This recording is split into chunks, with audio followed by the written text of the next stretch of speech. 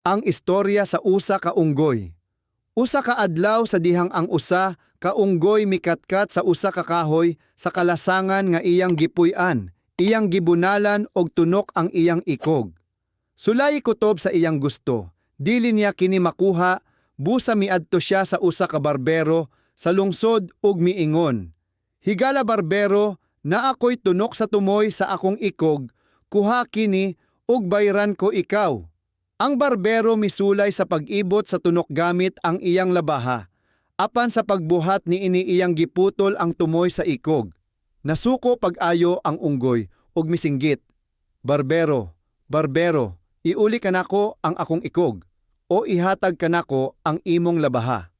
Ang barbero dili makabalik sa tumoy sa ikog sa unggoy. Mao nga iyang gihatag kanya ang iyang labaha. Sa pagpauli sa unggoy, nakahibalag ang unggoy sa usa ka tigulang nga babaye nga namutol og kahoy alang sa sugnod. Og siya miingon kaniya, "Lola, lola, lisod kaayo kana. Gamita kini nga labaha og dayon kini maputol." Nalipay pag-ayo ang tigulang nga babaye sa tanyag og nagsugod sa pagputol gamit ang labaha. Apan sa wala pa niya kini gigamit sa dugay nga panahon nabuak kini. Unya mihilak ang unggoy, "Lola, lola, gibuak nimo ang akong labaha. Kinahanglang magkuha ka og bag-o alang kanako o kondili, ihatag kanako ang tanang sugnod." Ang tigulang nga babaye dili makakuha og bag-ong labaha, mao nga iyang gihatag kaniya ang sugnod.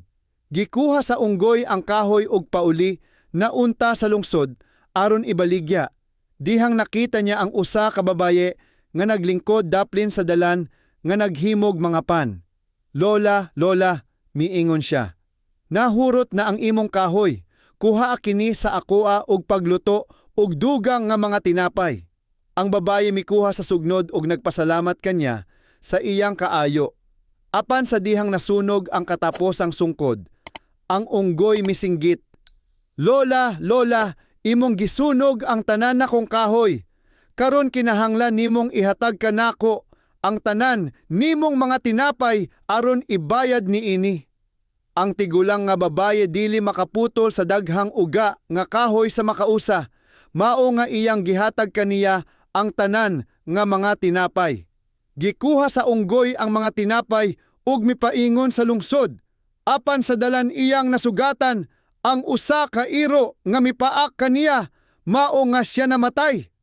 Ug ang iro mikaon sa tanan nga mga tinapay. Ang istorya sa usa ka unggoy.